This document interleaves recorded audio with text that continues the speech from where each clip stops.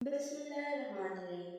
आप सुन रहे हैं एक न्यू हॉरर स्टोरी आपके अपने चैनल हॉरर गैलेक्सी सेंटर में एल्फेस्ट के साथ। क्या हुआ, आज दूध कम क्यों है? होमवर्क करते हुए अम्मी की आवाज मेरे कानों में पड़ी। वो बाजी, आज फिर हवेली वालों ने सारा दूध खरीद लिया। ये तो मैं सिर्फ आप लोगों के घर लेने आ गया हूँ, वरना बाकी लोगों को तो मैंने आज दूध दिया ही नहीं। दूध वाले ने जवाब दिया, ये क्या बात हुई? गरीब की नमाज पढ़ी दादी ने तेजी से सलाम फेरा। हवेली वाले तुम्हारे ज्यादा सगे लगते हैं, जो तुम अपने सालों से लगे हुए गांवों को हर दूसरे दिन तकलीफ देते हो। और इतनी दूध का वो लोग करते क्या है? आखिर वो कौन कौन रहता है और नजर तो कोई नहीं आता। दादी बुड़बुड़ा रही थी। अरे अम्मा, हमें क्या कोई भी रहता हो, वैसे भी इनसे और मोहल्ले वालों को कभी भी तकलीफ तो नहीं हुई। अम्मी दरवाजा बंद करते हुए बोले, तकलीफ जरूरी थोड़ी है सिर्फ सताने से तकलीफ होती हो। हजार तकलीफें होती तरीके होते हैं दिल जलाने के। दादी मुसलसल मुड़मुड़ा रही थी। अम्मी ने बड़े मुश्किल से अपनी मुस्कुराहट छुपाई, मगर मैंने महसूस कर लिया। हवेली वालों का जिक्र हो तो दादी का दिल में जाना लाजमी था। ये कोई नई बात नहीं थी, बरसों से ये सिलसिला चला आ रहा था। मुझे बच्चा समझकर मेरे घर वाले अक्सर ऐसी बातें मेरे सामने दोहरा लेते थे जो काफी मुतनाज़ा हो सकती थी। मेरी उम्र इस वक्त कोई 12-13, मगर ज़हन मेरी उम्र से कहीं आगे था। दादी जान की हवेली वालों से एक तरफा दुश्मनी हमेशा से थी, कम अज कम मेरी उम्र से कहीं पहले से। और इसकी वजह मेरे मनु दादा जान की शदीद हुस्न परस्ती और इश्क मिजाजी थी। अम्मी अब्बू अक्सर कोड वर्ड्स में और कभी कभी साफ साफ आपस में ये तस्करा निकाल देते कि दादा जान और दादी जान में कभी लड़ाई झगड़ा होता तो इसका बैकग्राउंड सिर्फ कोई ना कोई हसीन जमील खातून ही होती थी। दादा जान सारी उम्र किश पेशा ही रहे, कभी जज्बाती तो कभी अमली तौर पर। हालांकि दादी अपनी जवानी में काफी पुरकशिश हुआ करती थी। इनका हाल भी इनके शानदार माजी की तरफ साफ अक्कासी करता था, मगर दादा जान के आतिशी शौक कभी सर्द न हो सकी, इनके बुढ़ापे तक नहीं।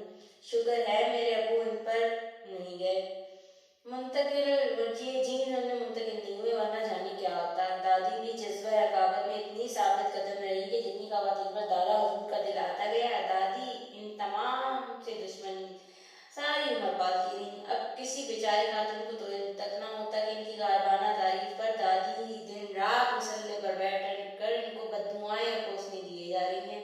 हवेली से तो दादी को इतनी पुरखार थी कि इनका बस नहीं चलता था कि किसी जालिम हुक्मरान की तरह इसकी ईंट से ईंट बजाते। सुना था कि दादा जान किसी जमाने में इस हवेली किसी इंतहाई हसीन औरत पर लट्टू हो गए थे और बस लगे दिन रात हवेली के चक्कर लगाने। वैसे तो इस तरह के सैकड़ों झटकों का दादी ने सामना किया था, मगर इस दफा बात मुख्तलिफ थी। दादा तो जैसे दीवाने ही हो गए थे, बस नहीं चलता था कि क्या कर बैठे। दिन रात उसी औरत की एक झलक देखने को तपती दोपहर सर्द रातों में हवेली के गेट मंडलाते रहते। इस कदर बेकरार हो गए थे कि अपनी बहन यानी अब्बू की भुप्पो की मिन्नतें करते कि इनका रिश्ता इस औरत के लिए ले जाए, वरना वो जहर खा लेंगे। दादी ने जाने इस वक्त ये सब कैसे बर्दाश्त कर लिया, शायद मेरे अब्बू और मेरी पप्पो की वजह से, शायद तकरीबन इस वक्त मेरी उम्र के थे, जो अब मेरी और मेरी छोटी बहन अंबर की होगी। फिर न जाने क्या हुआ, कैसे दादा अपनी जिद और हवेली के फेरे लगाने छोड़ देती है, मगर इनके जहन और दिल से वो औरत कभी न निकल सकी। अपनी आखिर उम्र तक इसके तस्करे पर वो शाहरुख खान की तरह सचमुच फुकलाने लगते थे। बरस न बरस गुजर गए, दादाजी दुनिया छोड़कर चले गए अपनी रंगीन मिजाजी के कई निशानों के साथ। मेरे अब्बू जवान हुए, मैं और अंबर पैदा हुए और हवेली पर वक्त ने बहुत सारी गर्द छोड़ दी। Second track. रानी के अब्बा मैंने लोगों को हाँ कहलवा दिया। दो एक दिन में वो रानी को देखने आएंगे। रानी की माँ ने चूल्हे में लकड़ियां सुलगाते हुए कहा। रानी के बाप को इत्तला दी तो जो आलती पालती मारे बैठा, न जाने किन सोचने में गुम था, अचानक पतंगे लड़ गए। मैंने तुझे मना किया था ना कि लड़के वालों को रानी का देखने ना देना। रानी का बाप सुनते ही भड़क गया। ऐसा कभी हुआ है? रानी की माँ ने भी गुस्से में आकर, भला लड़की को देखे भाले बगैर कोई ब्याह कर ले जाता है क्या? अपनी लड़की की सूरत देखी है तुमने? कोई मत भर सोने के साथ भी इसको मुश्किल से ब्याह के लिए ब्याह कर ले जाएगा, और यहाँ तो कील भी नहीं है देने को। तो क्या सेठ रानी मेरी लड़की है या मैंने अपने हाथों से इसकी शक्ल बनाई है? रानी की माँ ने गुस्से में से चुमटा जमीन पर दे मारा। तूने ही जना है ना इसे, जाने क्या खाकर जनती मनुष्य खुद पर इतनी मेरी जिंदगी करती है। रानी का बाप रोज का कायदा दोहराने लगा। हाँ, मुझसे शादी से पहले तो बड़ा राजकुमार था ना तू, जिनों जमनों का सपेरा है। चल, पैदा मैंने किया है तो बयाना तो तेरी मर जाकर। रानी की माँ भी हिसाब बराबर करने लगी। कोठड़ी नुमा कमरे में कुरान में पढ़ी रानी के कानों में ये मुज़ाकरात बआसानी जा रहे थे। कई सालों से ऐसा होता आ रहा था। जब से रानी 15 की हुई थी तब से लड़के वाले इसे देखने आ रहे थे, मगर 20 साल की होने के बावजूद कहीं बात न बनी थी। वजह रानी की वाजिबी शक्ल सूरत, वाजिबी नहीं, गहरी सांवली रंगत। रंगत के नाम नाते तो सांवली से भी गई गुजरी ही थी। मर्द या सपेरे, मर्द या तो सपेरे थे या छोटे मोटे मजदूर। सूरज देवता से इन दिन भर इनकी आंखों चोरी चलती थी। रंग मजीद कब जाता था। औरतें सब्जी उगाती, तोड़ती, अपने खुले सेनों में काम करती। 13-14 की होती तो ब्याह हो जाता, 1.5 बच्चे होते। सब रंग रूप चंद सालों में न जाने कब बेवफाई कर जाता। मगर रानी की तो शान ही निराली थी। वो शाम रंग नहीं बल्कि शब रंग लेकर पैदा हुई थी। नाक नक्शा गुजारे से भी कम था, मगर एक चीज सब पर बाजी लगी थी। रानी का पिता सालों से, नस्लों से सपेरा था। न जाने किन किन जंगलों में रात दिन भटकता रहता, इंतहाई नायाब सांप पकड़ता और फिर इनको अपनी सोई हुई किस्मत के मुताबिक इंतहाई कम दामों में बेच देता। सांपों में जिंदगी गुजार गुजार कर उसका मिजाज इंतहाई जहरीला हो चुका था। जबान हर वक्त डसने को तैयार रहती थी। इसका बाप दादा और शायद इनके बाप दादा भी सपेरे थे। रानी को पता नहीं सांपों की इतनी अकसाम याद थी कि क्या किसी को अपने महबूब के नक्शो निगार याद रहते होंगे। रानी इसकी सबसे बड़ी बेटी थी और अपनी बातों के बरस इसके दिल में रानी की बड़ी मोहब्बत थी। वो दिल से चाहता था कि रानी का ब्याह हो जाए, वो अपनी ससुराल चली जाए। मगर जब रानी जन्म लेने वाली थी तो अपने साथियों के साथ दूर घने जंगलों में भटक रहा था। किसी कीमती नायाब सांप की तलाश में। सांप मिला, काला स्याह भयानक, कोई गज भर लंबे फन वाला। कोशिश के बावजूद इसे पकड़ न सका, मगर अपनी जान बचाने के लिए इसे सांप को मारना पड़ा। बड़ा जानलेवा मुकाबला था, मगर रानी का बाप जीत गया। सांप को खत्म तो कर दिया, मगर घबराहट में एक गलती कर बैठा। अपने बाप दादा की जिंदगी भर की सिखाई हुई एक नसीहत भूल गया। जब भी सांप को मारो तो उसका सर कुचल दो, खास तौर पर इसकी आंखें। मगर वो मकतूल सांप इस कदर भयानक और दबंग था कि रानी का बाप शायद जिंदगी में पहली मर्तबा खौफजदा हो गया और सर पर पाँव रखकर भाग खड़ा हुआ। घर पहुंचकर भी कई रातें सो न सका। पर सराहट पर इसको ऐसा लगता कि शायद सांप की नागन बदला लेने आ पहुंची है। नागन खुद बनफट से नफीस तो कभी ना आई, मगर जब रानी पैदा हुई तो पैदाइशी तौर पर इसके गहरे सांवले रंग पर एक अजीबो गरीब था बर्थ मार्क। इसके दाहिने गाल पर थोड़ी तक एक छवि थी, एक सांप की छवि। Second track. स्कूल से वापस घर जाते हुए मेरे जहन में ख्याल लहराया और मैंने इस पर फौरन अमल भी कर दिया। बरसों से जहन में पकती हुई क्यूरियोसिटी अब उबल उबल कर बाहर गिरने लगी थी। वही में बरसों पहले रहा करती थी एक हसीन जमीन औरत जिसकी एक झलक ने बीवी बच्चों वाले मेरे दादा जान को बेकरार कर दिया था। मगर इसके अनदेखे मकीन 20-20 किलो दूध खरीदा करते थे।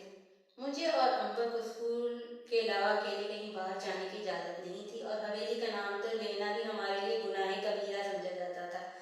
कल अम्मी और दादी के दरमियान होने वाली गुफ्तगू सुनकर मेरे दिल में एक शदीद जस्तजू ने जन्म लिया। इस वक्त मुझे पुरस्रार कहानी बहुत पसंद थी। बचपन तो अक्सर बेखौफी होता है ना। अम्बर रोज मेरे साथ स्कूल जाती थी, मगर कल रात को उसको तेज बुखार हो गया तो आज मैं अकेला था और मैंने इस मौके का खूब फायदा उठाया। कोई 15-20 मिनट चलने के बाद मैं हवेली के सामने खड़ा था। हवेली दूसरे घरों से बिल्कुल हट कर बनी हुई थी, बिल्कुल अलग थलग। वो बिल्कुल शानदार नहीं थी, बल्कि हवेली के बजाय इसको किसी हवेली का खंडर कहना ज्यादा मुनासिब था। बहुत पुरानी मुसीदा इमारत। हाँ, इसका रकबा बहुत ज्यादा था। वो 4 लॉन्ग दूर तक फैला हुआ था। मैं घास पर चलता इमारत के करीब आ गया। कदीम अंदाज का एक घर, तंग सीढ़ियां, बेहद तंग बालकनी जिनके आगे भद्दी रेलिंग लगी हुई थी। मुझे हवेली ने कतन मरूब नहीं किया, लेकिन मुझे महसूस जरूर कर दिया। मैं देर तक खड़ा बंद दरवाजे को तकता रहा। कई मर्तबा कोशिश की कि दस्ता देकर देखूं कौन खोलेगा दरवाजा। क्या वो खातून, वो खूबसूरत खातून जिन पर दादा, लेकिन वो तो बहुत बूढ़ी हो गई होंगी और क्या पता दुनिया में हूँ या नहीं हूँ। अल्लाह अल्लाह खैर सल्ला। फिर मैंने एक फैसला किया, कोई और समझता या नहीं। रानी के बाप ने इस पर एक नजर डालकर ये बात जान ली थी कि रानी के चेहरे पर बनी उस सांप की छवि बेवजह नहीं हो सकती। रानी के पिता ने स्कूल की शक्ल तक नहीं देखी थी। इसकी अगली पिछली कई नस्लों में कोई चंद लफ्ज भी न पढ़ सका था, मगर इसको एक यकीन सा था, इसका विजदान कह रहा था, रानी कोई आम लड़की नहीं है, सांप नहीं हो सकता अपनी झलक रानी के चेहरे पर छोड़कर इससे इंतकाम लिया हो। मगर जो सांप इस कदर दराज दस्त हो कि वो अपनी माँ के पेट में मौजूद बच्ची के चेहरे को अपना आईना बना ले, तो उसका इंतकाम सिर्फ यहाँ तक महदूद नहीं होगा।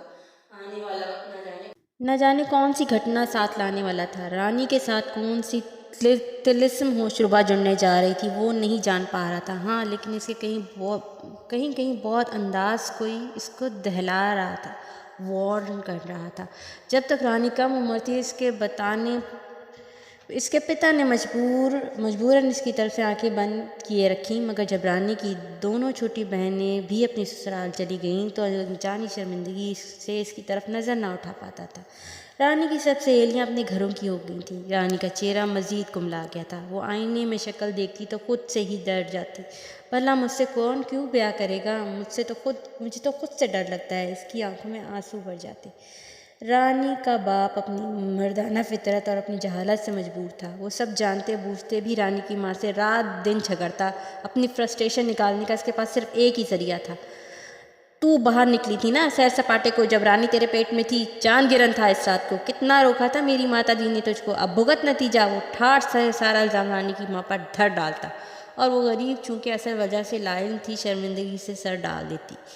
लड़के वाले आए, रानी के दीदार का शर्फ हासिल किया और उल्टे पैरों वापस लौट गए। कानों को हाथ लगाते, ना बाबा ना, कौन चलती फिरती नागन को अपने घर लेकर जाएगा। लड़की की माँ ने इसी वक्त कहलवा भेजा।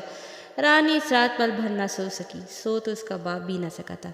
रिश्ता ना हो सकता था अलग बात है, मगर इस तरह दिल में छेद करने वाले जुमले सुन सुनकर रानी थक गई थी।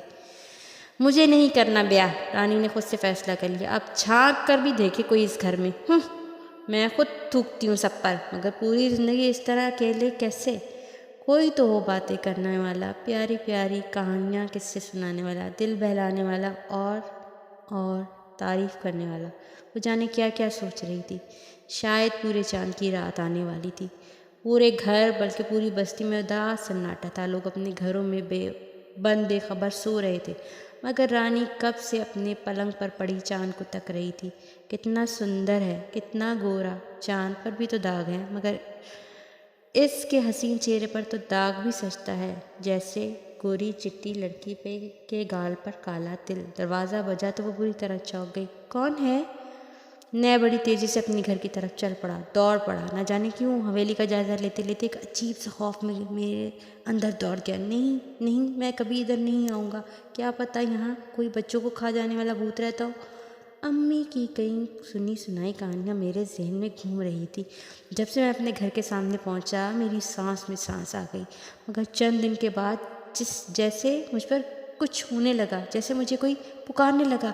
हवेली मुझे अपनी तरफ खींचने लगी और इसकी आवाज़ में रोज़ बरोज़ शिद्दत आने लगी। सोते जागते मुझे हवेली से इसका बंद दरवाज़ा, इसका वो जान लॉन पुकारने लगा। ओह, सिर्फ एक मरतबा आओ तो सही, अंदर आओ, अंदर आकर तो देखो कौन है अंदर। और फिर एक दिन, अरे बाबा, दरवाजे पर रानी का बाप था। वो पिछले कई दिनों से जंगल गया हुआ था सांप का शिकार करने। बाबा, रोटी लाऊं तेरे लिए? नहीं नहीं, तेरी माँ कहाँ है? बाप कुछ अजीब से मूड में लग रहा था। माँ सो रही है अंदर। तुम सच कह रहे हो रानी के अब्बा? रानी की माँ की आवाज़ में सख्त हैरत उतर आई। अरे हाँ हाँ, ये सांप अनमोल है, कई सदियों में पैदा होता है और फिर सदियों तक जीता है। अगर इसकी सही कीमत लग जावे तो समझ वारे न्यारे हो जावेंगे, और फिर रानी का ब्याह कर दूंगा। घर भर कर दहेज दूंगा अपनी लाडों को, लड़के वालों का मुंह मांगा। इसके बाप की आवाज़ में ऐसा जोश था कि रानी ने पहली मर्तबा सुना था। ये सांप देवता है, देवता। इसमें मधु वश होता है। अगर ये किसी मर्द को काटे तो उसका कांटा पानी नहीं मांगता, लेकिन अगर ये किसी औरत को डस लेवे तो वो औरत दुनिया की सबसे सुंदर औरत बन जाती है। वो सदियों जिंदा रहती है और हमेशा जवान रागे है। रानी की रानी दरवाजे से कान लगाकर दम साधी अलिफ लैला सुन रही थी। अगर इस सांप के अच्छे दाम लग गए तो चिड़ियाघर वालों ने इसे खरीद लिया तो नैया पार लग जाएगी अपनी।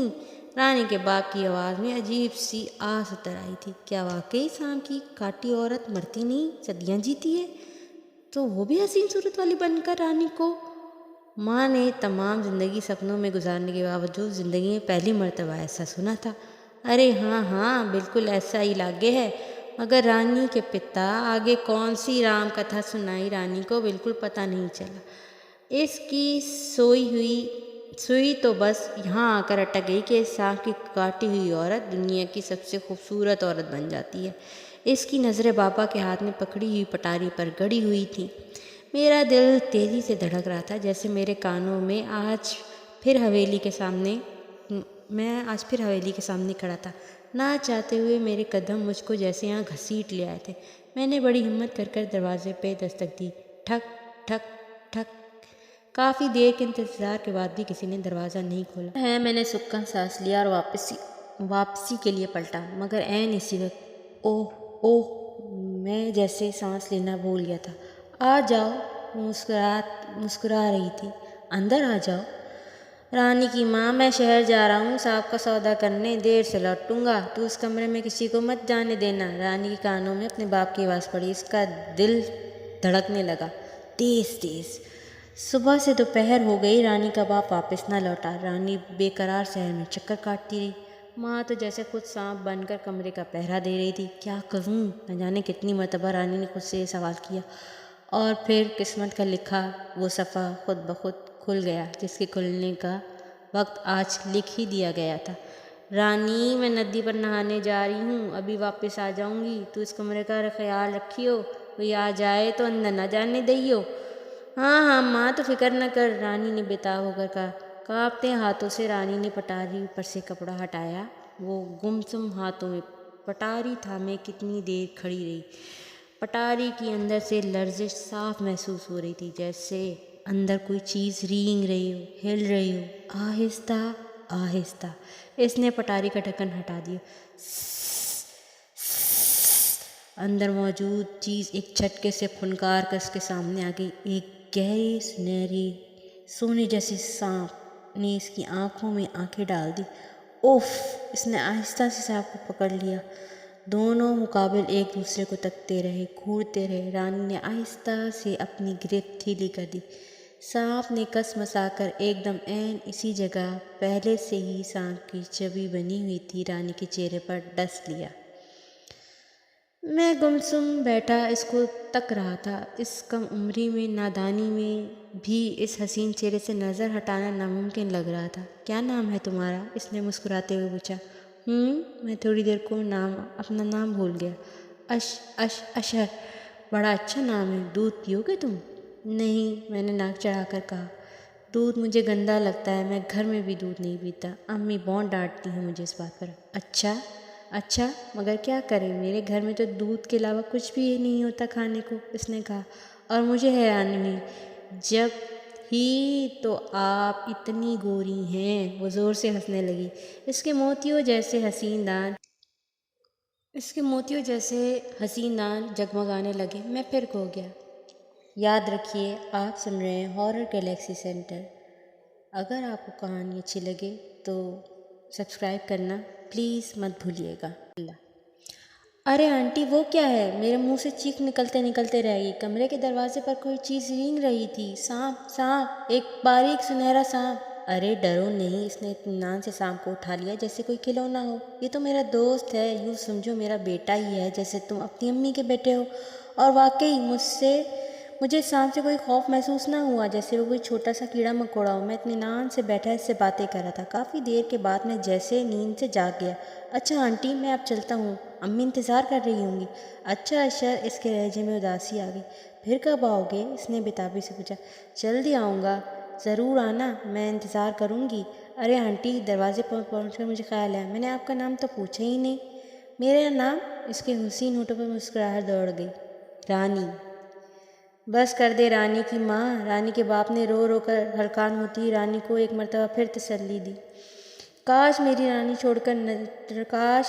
को छोड़कर नदी पर न जाती। मुझे क्या खबर थी मेरी बिल्ली को दूध का रखवा मैं बिल्ली को दूध का रखवाला बना रही हूँ। तेरा कोई दोष नहीं, ये ना होता तो कुछ और हो जाता। रानी का बाप खलाओं में न जाने क्या तलाश कर रहा था। रानी ये होनी अपनी जन्म कुंडली में लिखवा कर लाई थी। न जाने मेरी बच्ची कहाँ होगी, किस हाल में होगी। रानी की माँ सुबह से तड़प रही थी। वो सुखी होगी, जब तक जिएगी सुखी रहेगी। रानी का बाप खोखली आवाज़ में जैसे खुद को तसल्लियाँ दे रहा था।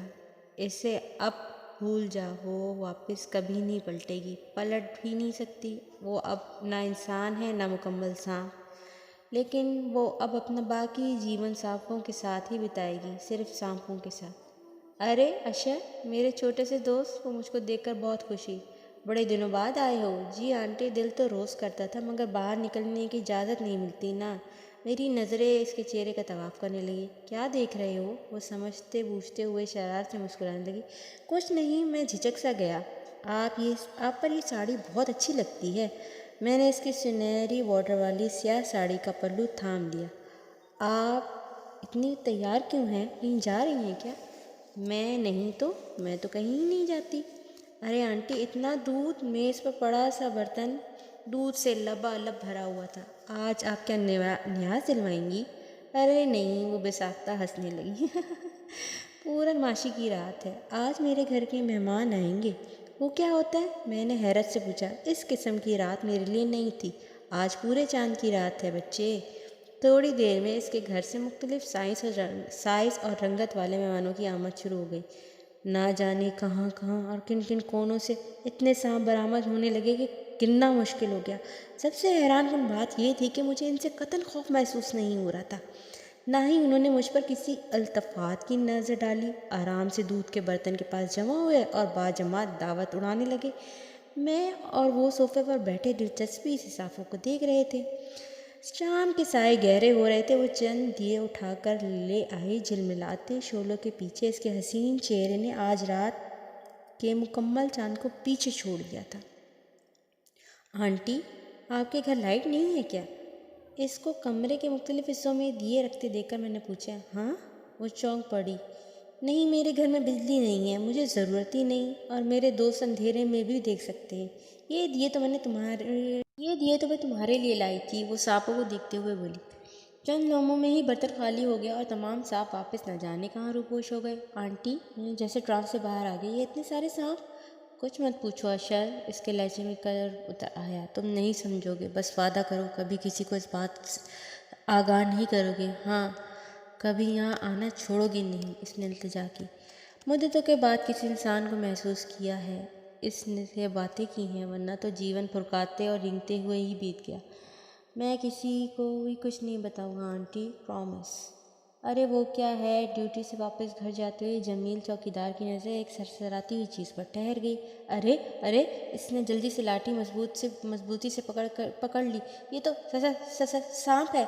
जमील के पहले ही वार ने सांप का काम तमाम कर दिया, मगर इसने हिफ्से मातकद्दुम के तौर पर डंडे मार मार कर सांप को कुचल दिया। गहरा सुनहरी सावने जैसा सांप, इतना आसान हदफ बिल्कुल भी ना था। मगर एक तो बेचारा बहुत बूढ़ा हो चुका था, कोई 150 साल, और आज फिर बहुत जल्दी में था। आज अपने वक्त से मुकर्रर से लेट हो गया था। थोड़ी देर में सुबह हो जाती और पूरनमाशी ख़त्म हो जाती। वो कहीं पहुंचने की धुन में मगन था, इसलिए जमील चौकीदार का निशाना ख़ता न हो सका और सांप बेचारा मारा गया, वरना वो वादा खिलाफ हरगिज़ ना था। मुझे इससे किए हुए वादे को ज़्यादा दिनों तक नहीं निभाना पड़ा। अगले ही दिल के हाथों मजबूर होकर बहाने बनाता घूमता घुमाता हवेली की तरफ चल निकला, मगर वहां पहुंचकर बुरी तरह चौंक गया। हमेशा की तरह आज हवेली का उजाड़ लॉन सुनसान नहीं पड़ा था, बल्कि वहां लोगों का हजूम था। लोग आवाज़ें बुलंद ना जाने क्या तबसरे कर रहे थे। मैं अपने दूध वाले की पुरजोश आवाज़ पहचान ली। जी जी, वैसे तो सालों से एक ही हाथ बाहर निकलता था दूध लेने और पैसे देने के लिए, मगर आज मैं यहाँ पहुँचा तो दरवाज़ा चौपट खुला था। मैं बड़ी देर से आवाज़ें लगाई, अरे बीबी जी दूध ले लो, बीबी जी दूध ले लो, मगर कोई जवाब न दिया। तो मैं डरते डरते अंदर चला गया तो सामने ही मैंने दूध वाली की बात पूरी सुनी ही नहीं, न जाने क्यों मेरा दिल धड़कने लगा। मैं जल्दी से अंदर दाखिल हो गया।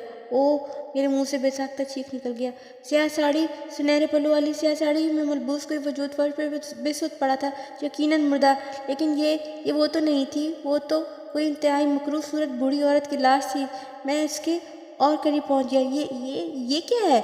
इस औरत के चेहरे पर मजीद गहरा एक निशान था, अजीब सा, सांप जैसा। घर में तो कोई और भी नहीं है। लोगों की आवाज़ें मेरे कानों में गूंज रही थी। शायद ये औरत घर में अकेली रहती थी, बिल्कुल अकेली।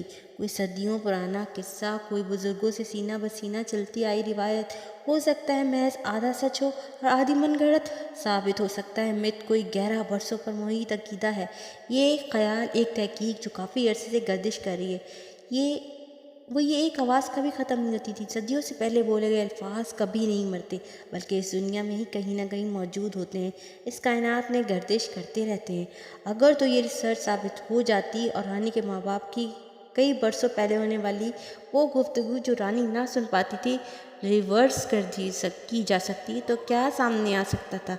रानी ने अपने बाप की बात सिर्फ वहाँ तक सुनी जहाँ तक इसने सांप की काटी हुई औरत के सुंदर बन जाने का जिक्र था। इसके आगे क्या क्या था इसकी समात ना सुन पाई।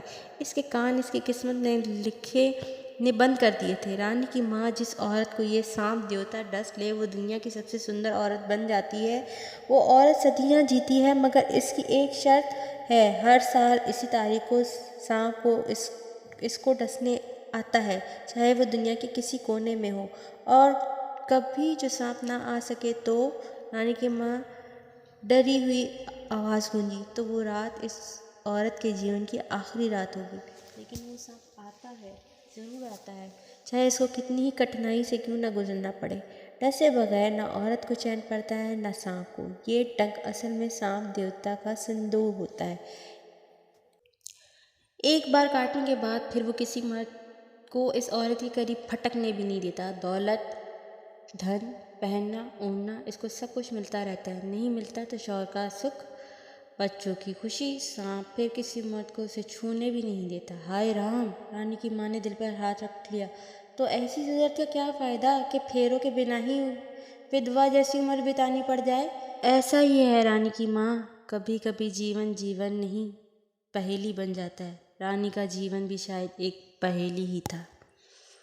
अगर आपको स्टोरी अच्छी लगी हो तो please subscribe the channel and touch the bell icon, यानी कि घंटी का बटन दबाना मत भूलिएगा। शुक्रिया। अल्लाह हाफिज़।